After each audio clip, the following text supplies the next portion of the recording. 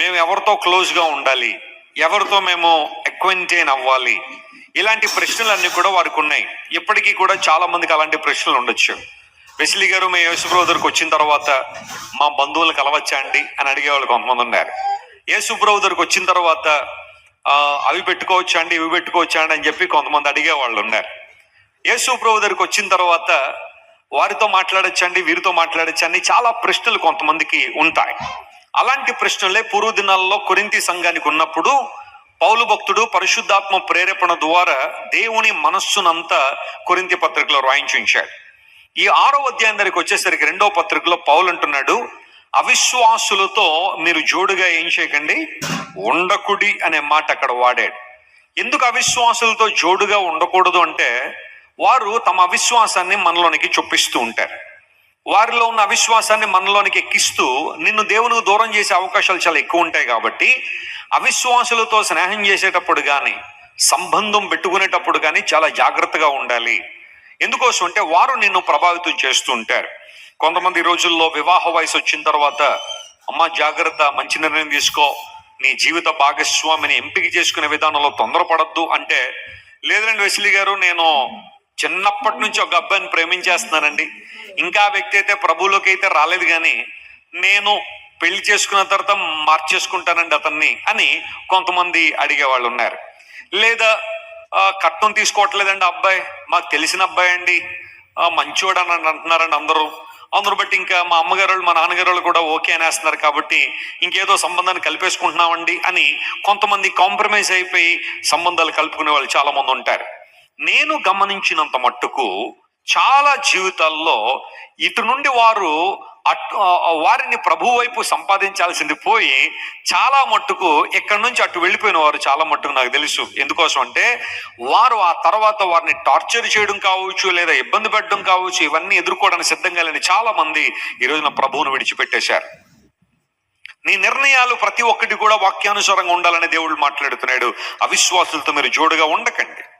Bible గ్రంథ చరిత్రలో ఒక వ్యక్తిని మీకు పరిచయం చేస్తాను. అతని పేరు లోతు. అందరూ చెప్పండి, ఆయన పేరేంటి? లోతు అనబడే వ్యక్తి అబ్రహాం గారితో కలిసి కల్దీ దేశం నుండి బయటకు వచ్చాడు. అబ్రహాం గారితో దేవుడు మాట్లాడుతూ, అబ్రహామా లేదా అబ్రామా, నేను చూపించే దేశానికి నువ్వు వెళ్ళాలి అనగానే అబ్రాము బయలుదేరాడు. తన భార్యను తీసుకుని బయలుదేరుతుంటే ఈ లోతు కూడా అన్నాడు, నేను కూడా వస్తాను మీతో, మీరు ఎక్కడికో వెళ్తున్నారంట కదా, ఆ దేశం చాలా బాగుంటుందంట కదా, నేను కూడా వస్తానని ప్రయాణం అయితే చేశాడు. సుమారుగా 1000 మైళ్ళు అంటే 1500 కిలోమీటర్ల ప్రయాణం, చాలా కష్టతరమైన ఇబ్బందితో కూడిన ప్రయాణాన్ని చేసుకుంటూ వచ్చారు. కనాన్ దేశంలోకి వచ్చిన తర్వాత అబ్రహాము గొర్రెల కాపరులకును లోతు యొక్క కాపరులకు చిన్న గొడవ వచ్చింది. పశువుల కాపరుల గొడవ వచ్చినప్పుడు అక్కడ జరిగిన విషయం ఏంటంటే, అబ్రహాం అన్నాడు, లోతు మరి పరిస్థితి కొంచెం విచిత్రంగా ఉంది, అందును బట్టి నువ్వు ఎక్కడికైనా వెళ్తావా, నీవు చూసి ఏ ప్రాంతానికి వెళ్తావో కోరుకో అనగానే, మన ఇద్దరం కలిసి బయటకు వచ్చాం, ఇద్దరం కలిసి ఉన్నాం, ఈ గొడవ మన ఇద్దరం మాట్లాడితే సొద్దుమణిగిపోద్ది, ఈ మాత్రం దానికి మన ఇద్దరం విడిపోవడం ఎందుకు అని అనాల్సిన లోతు ఒక్కసారి చూడగానే సొదొమ గొమొర్రా ప్రాంతం అంతా కూడా చాలా పచ్చగా కనబడిందట, దేవుని తోట వల్లే కనబడింది. వెంటనే ఆ ప్రాంతం అంతా నాకు కావాలని కోరుకున్నాడు. అబ్రహాముదేమో విశ్వాసపు చూపు, లోతుదేమో వెలిచూపు. వెలిచూపు అంటే అర్థం ఏంటో తెలుసా? చూడగానే కావాలి. లవ్ అట్ ఫస్ట్ సైట్ అంటారు కదా, అదే వెలిచూపు అంటే. మొదటి చూపులోనే నేను పడిపోయాను, మొదటి చూపుల్లోనే ఆకర్షితుడిని అయిపోయాను, మొదటి చూపుల్లోనే ఆకర్షితురాలని అయిపోయాను అంటారు చూసారా.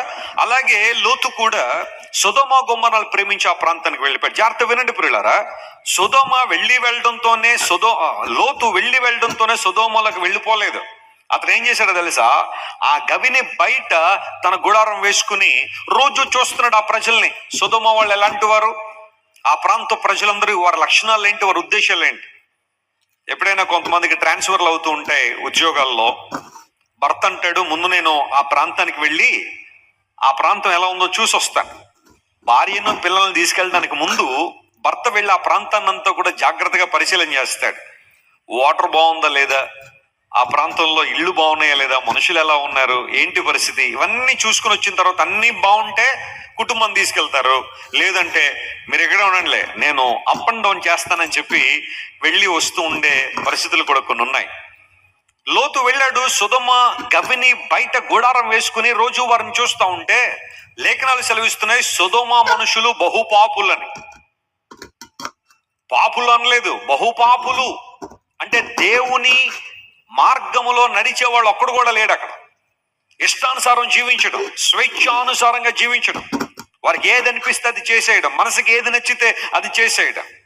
ఇది దేవుని దృష్టిలో సరైందా కాదా, దేవుడు మెచ్చుతాడా లేదా, ఇది దేవునికి ప్రీతికరమా కాదా అనే పరిశీలన ఒక్కరు కూడా లేదో వారు బహుపాపులై ఉంటా ఉంటే, నేను పెరిగిన వాతావరణం ఇది కాదు కదా, అబ్రహాము గారి ఇంట్లో ఇలాంటి పరిస్థితి లేదు కదా, నేను మరలా అక్కడికి వెళ్ళిపోతాను అని లోతు వెనక్కి వచ్చేయాల్సింది. కానీ లోతు వెనుకకు రాకుండా సొదొమలోకి వెళ్ళిపోయి అక్కడ తన గుడారాన్ని వేసుకున్నాడు. జాగ్రత్త గమనించండి ప్రియులారా, లోతు తీసుకున్న చెడు నిర్ణయం లోతుని కొన్ని చెడ్డ పర్యవసానాల వైపు నడిపించింది. మొదటి 2వ ఆరాధనలో కూడా నేను చెప్పాను, కొన్ని సందర్భాల్లో మన దుష్ట ప్రవర్తన బట్టి, మన దోషాన్ని బట్టే బాధలు కలుగుతాయని లేఖనాల్లో రాయబడిన మాటను ఉదహరిస్తూ, చాలా మట్టుకు మన జీవితాల్లో జరుగుతున్న పర్యవసానాలకు కారణం ఎప్పుడో మనం తీసుకున్న చెడ్డ నిర్ణయాలే కావచ్చు. లోతు అలాంటి చెడ్డ నిర్ణయం తీసుకోవడం ద్వారా అతని జీవితంలో అనేకమైన ప్రతిబంధకాలు, అతడు అనుకోని సంఘటనలు చాలా తన జీవితంలోకి వచ్చేసాయి. లోతు కుటుంబంలో నెమ్మది లేదు, శాంతి లేదు. లోతు భార్య కంప్లీట్ గా లోకస్తురాలు అయిపోయింది. సొదొమను విడిచి బయటకు వచ్చేసేయండి దేవుడు ఎంతో ప్రేమతో చెప్పినప్పటికీ కూడా సొదొమ వైపు తిరిగి ఉప్పు స్తంభం అయిపోయింది లోతు భార్య. లోతు కుమార్తెలిద్దరూ కూడా వారి జీవితంలో గాడి తప్పి దారి తప్పి జీవించారు. ఆ తర్వాత లోతు అల్లుళ్ళందరూ కూడా ఆ సొదొమ గొమొర్రా దుర్ఘటనలో తమ ప్రాణాలు కోల్పోయారు. ఇవన్నీ ఎందుకు జరిగినాయి అంటే, ఇలాంటివన్నీ జరగడానికి కారణం లోతు అవిశ్వాసులతో జోడుగా ఉండడానికి వెళ్ళిపోయాడు. ఈరోజు నీ సహవాసం ఎవరితో? ఈరోజు నువ్వు ఎవరితో సహవాసం చేస్తున్నావు? ఎవరితో స్నేహం చేస్తున్నావు? ఆయా సందర్భాల్లో లోక సంబంధ వ్యక్తులతో నువ్వు స్నేహం చేయడం ద్వారా వారు నిన్ను దేవునికి దూరం చేసేస్తున్నారు. నువ్వు దేవుడి గురించి వారికి చెప్పడానికి సిగ్గుపడుతున్నావు, అవమానపడుతున్నావు. కారణం అంటే తెలుసా? వారు ఎప్పుడూ నీ దగ్గర దేవుణ్ణి తృణీకరించారు లేదా అవమానించారు. ఆ అవమానాన్ని నీవు తలుచుకుని బహుశా నిన్ను కూడా యేసు ప్రభు గురించి మాట్లాడితే అవమానిస్తారని చెప్పి వాళ్ళ దగ్గర నువ్వు అసలు ఏం మాట్లాడలేకపోతున్నావు. కారణం వారి ప్రభావం నీ మీద చాలా గట్టిగా ఉంది. అనేక సార్లు లోక సంబంధ బంధువుల దగ్గర దేవుని బిడ్డలు నోరెత్తలేని పరిస్థితి. వారు ఏం చెబితే అది, ఇలా చేయమ్మా, నీకు రోగం తగ్గాలంటే ఇది చేయి, నువ్వు ఆర్థికంగా బలపడాలంటే ఈ తాడు కట్టుకో, నువ్వు ఆర్థికంగా బలపడాలంటే ఇంటి ముందు ఈ బొమ్మ పెట్టు, లేకపోతే ఈ తాయితీ కట్టుకో, ఇది చేయి అది చేయి. వాళ్ళ దగ్గరికి వెళ్ళి వీళ్ళ దగ్గరికి వెళ్ళి వీళ్ళు సలహాలు ఇస్తారు, గ్రహాలు సరి చేస్తారు, పేర్లు సరి చేస్తారు, స్పెల్లింగ్లు సరి చేస్తారు అని చెప్పి లోకస్తుల్ని సలహాలు ఇస్తూ ఉంటే వాటి వెంబడి పరిగెడుతున్నావంటే నీవు వారిని ప్రభావితం చేయట్లేదు, కానీ వారు నిన్ను ఏం చేస్తున్నారు? ప్రభావితం చేసేస్తా ఉన్నారు. గవర్నమెంట్ హాస్పిటల్లో ఆయా సందర్భాల్లో టీబీ వార్డులు ఉంటాయి. ట్యూబర్క్యులోసిస్తో బాధపడేవారు విపరీతంగా దగ్గుతూ ఉంటారు. అది బాగా క్రానిక్ అయిపోతే ఆ దగ్గేటప్పుడు బ్లడ్ పడతా ఉంటారు. యవన కాలంలో బాగా ధూమపానం చేసేవాళ్ళు కొన్నిసార్లు అలాంటి భయంకర పరిస్థితుల్లోకి వెళ్ళిపోయే ఛాన్సులు ఉన్నాయి. అయితే గమనించని ప్రియులారా, ఆ వార్డులోనికి ఆరోగ్యంగా ఉన్న వారిని వెళ్ళనివ్వరు. ఎందుకు వెళ్ళనివ్వరు అంటే, అక్కడ క్షయవ్యాధితో బాధపడే వాళ్ళందరూ అక్కడ ఉంటారు కాబట్టి ఆరోగ్యంగా ఉన్నవాడు కనుక ఆ గదిలోకి వెళ్తే ఒకవేళ వారు కూడా ఆ వ్యాధిని బారిన పడే అవకాశాలు ఉంటాయేమోనని ఆ వార్డులోనికి చాలా మందిని వెళ్ళనివ్వరు. ఎందుకు వెళ్ళరు? నేను ఎందుకు వెళ్ళనివ్వరు? నేను వెళ్తాను, నేను అక్కడే ఉంటాను, కుర్చీ వేసుకుని కూర్చుంటానంటే తర్వాత సంగతి, అది నీ ఇష్టం. ఇంకా కరోనా వచ్చినప్పుడు కూడా ఏం చేశారు చెప్పండి? ఆరోగ్యంగా ఉన్న వాళ్ళని కరోనా వార్డుల్లోకి ఏం చేయలేదు, రానివ్వలేదు. డాక్టర్లైనా, నర్సులైనా, మెడికల్ ప్రాక్టీషనర్స్ అయినా వారు మాస్క్లు వేసుకుని ఆ తర్వాత వారికి సంబంధించినవన్నీ కూడా చక్కగా తొడుక్కొని ఆ తర్వాత వారు లోపలికి వెళ్ళారు, కానీ వారు మామూలుగా వెళ్ళిపోలేరు.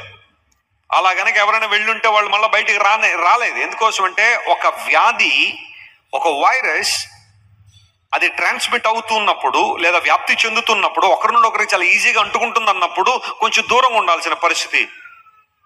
అపోస్తలుడు పౌలు అంటున్నాడు, అవిశ్వాసులైన వారితో మీరు జోడుగా ఉండకండి. ఎందుకంటే వారు నీ విశ్వాసాన్ని చెరిపోయడానికి ప్రయత్నం చేస్తారు, నీ విశ్వాసాన్ని బలహీనపరచడానికి వారు ప్రయత్నం చేస్తుంటారు.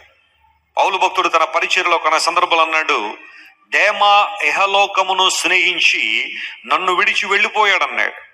పౌలు గారిని విడిచి వెళ్ళిపోయేంత దౌర్భాగ్యం దేమాకి ఎందుకు వచ్చింది అంటే, ఎవరిని స్నేహించాడట? లోకాన్ని స్నేహించాడని బైబిల్లో రాయబడు. ఈ లోక స్నేహం ఎంత భయంకరమైంది అంటే, పౌలు గారంతటి వాడినే లెక్క చేయకుండా పౌలు గారంతటి వారినే అవమానపరిచేసి, ఇంక నువ్వు నాకు అక్కర్లేదు, నాకు లోక స్నేహమే కావాలన్నట్టుగా దేమ పౌలు గారు వదిలిపెట్టి వెళ్ళిపోయాడు.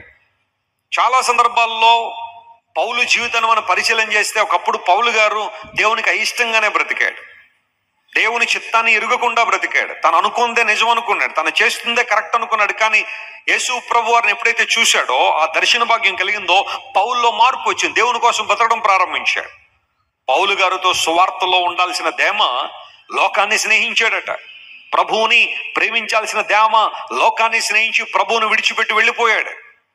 పౌలు గారు ఆ విషయంలో చాలా బాధపడ్డాడు. ఈరోజు నీ జీవితంలో నేను పాత నిబంధనలోంచి ఒక ఉదాహరణ, నూతన నిబంధనలోంచి ఒక ఉదాహరణ ఇచ్చానో, మనం ఎవరిని ప్రేమించువారుగా ఉన్నాం, ఎవరిని స్నేహిస్తున్నాం పరిశీలన చేయాల. నీవు నేను దేవుని బిడ్డలంగా ప్రభువును ప్రేమించడానికి పిలువబడ్డాం. దేవుని నామమున స్తోత్రం కలుగును గాక. మన ప్రభువుని యేసయ్య మనల్ని ప్రేమించారు గనుక, ఆయన మన కోసం శిలువలో మరణించారు గనుక, ఆయన కలువరి శిలువలో తన ప్రాణాన్ని మన కోసం బలిదానంగా అర్పించాడు గనుక, మన ప్రభువుని సేవించాల్సిన మనం, ఆయన్ను ప్రేమించాల్సిన మనం, లోక మాయల్లో పడి లోక రంగుల్లో పడి ఒకవేళ దేవుని దూరం అయిపోతే, is it not a wonderful time to come back to God? దేవుని దగ్గర రావడానికి ఇది అద్భుతమైన సమయం కాదా? ఇది ఒక శ్రేష్టమైన సమయం కాదా? పౌలు భక్తుడు అంటున్నాడు, దేవుని బిడలారా, మీరు అవిశ్వాసులతో జోడుగా ఉండకండి. నీతికి దుర్నీతికి సాంగత్యం లేదు, వెలుగునకు చీకటితో సంబంధం లేదు, క్రీస్తునకు బెలియాలతో సంబంధం లేదు. ఉన్నారు గనుక ఆయన పిలిచినట్టుగా బ్రతకండి, అప్పుడు దేవుడు మీకు తండ్రి అయి ఉంటాడు, ఆయన మిమ్మల్ని చేర్చుకుంటాడనే మాట అక్కడ రాశాడు. పిల్లల గమనించండి, ఇలా ఉండకండి.